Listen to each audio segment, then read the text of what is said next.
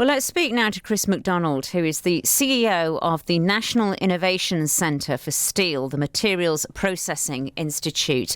Good morning to you, Chris. Good morning, Sally. Thank you for inviting me on. Tell me how your organisation fits in all of this.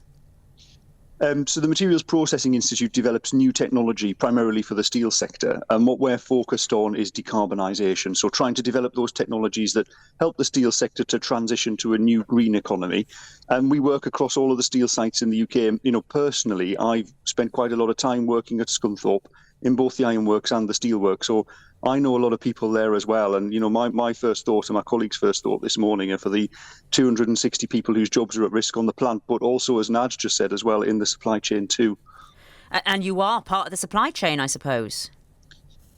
Yes, we are indeed. So we, British Steel is one of our clients. We develop new technologies to try and help British Steel as well improve efficiency and move to a new kind of green steel making as well. I don't expect that this will have any particular impact on us. We're a relatively small organisation. I think the impact is likely to be felt much more locally. All those companies that cluster around the steel plant that provide essential services, as well as the direct jobs of the people working in the coke ovens too.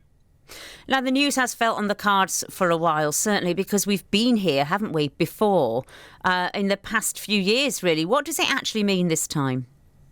So I think this is somewhat different. So, all of us who work around the steel industry, and particularly many of your listeners, will be used to hearing announcements about job losses in the industry, and that's been due to high energy prices. It's been due to imports from other countries.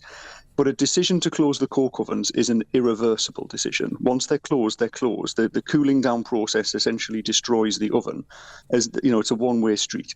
And this was always going to happen in due course. We always were going to transition away from a coal-based steelmaking process to greener steel production. But you have to transition from something to something. You can't just close. So alongside the closure, we need to see an announcement of what the investment looks like too. And right now, we're seeing billions of pounds of investment in new green steel making in Europe, in Canada, in the USA, and it's not happening in the UK.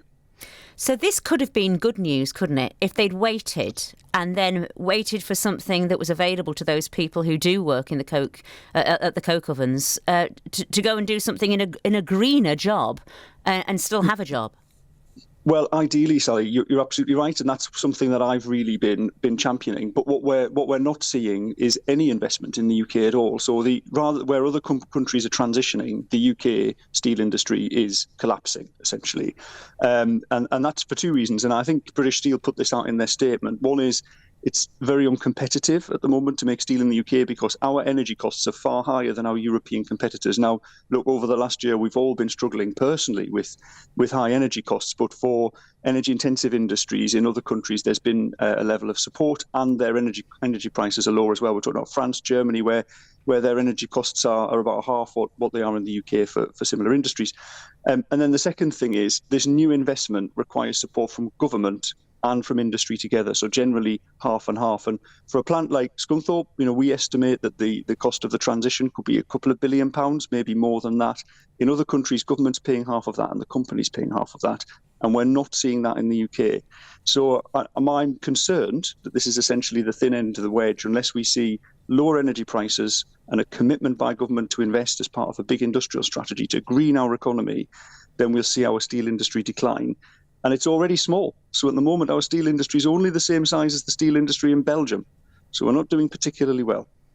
And what needs to be done to change all of that? And who is it who needs to do it? Well, we've got to see action by both the companies and by government. So we need a green industrial strategy from government that has real cold hard cash on the table for the steel industry. And I estimate that the government would need to put up about £3 billion to green the steel industry. But we also need £3 billion from the companies as well. So this isn't about government just handing money over. The money needs to be made available by government, and then the private sector money comes in alongside that. And to be clear, if we've got companies in the industry that won't commit their 50% of the funding, then they shouldn't get access to the taxpayers' money. But the UK can't do without a steel industry. So at that point, we should be finding other partners to work with. But what we can't afford to happen is to lose steelmaking capability in places like Scunthorpe and Port Talbot and Sheffield and those places too. Now, I don't know a lot about steel making, but it seems to me that the coke ovens are something that they are integral. They're something that are essential to the steel making process. So what is it that is not going to be coming out of the doors of that factory now that the coke ovens are closed?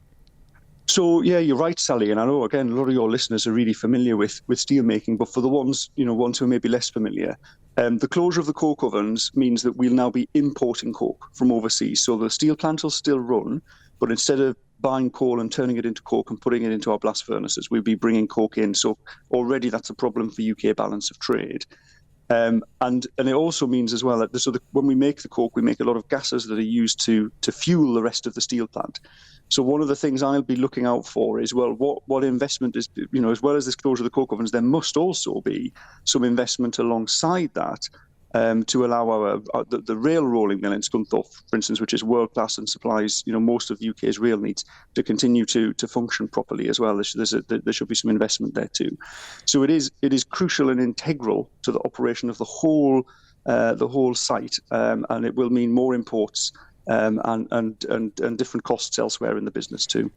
And given that it is integral and crucial, it doesn't look good for the future, does it? Does it seem like this is just the start? This is one of the 1,000 cuts.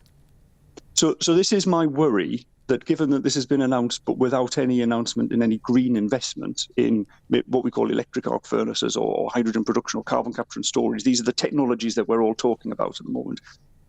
We've just announced the closure. Then my worry is this a sort of short-term thing?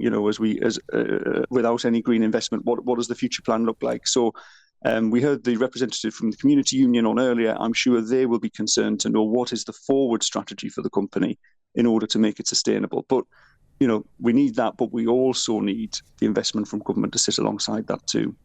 Chris, thank you very much for your time today. Chris McDonald, the CEO of the Material Processing Institute. We'll hear more about that story a little later on in the programme.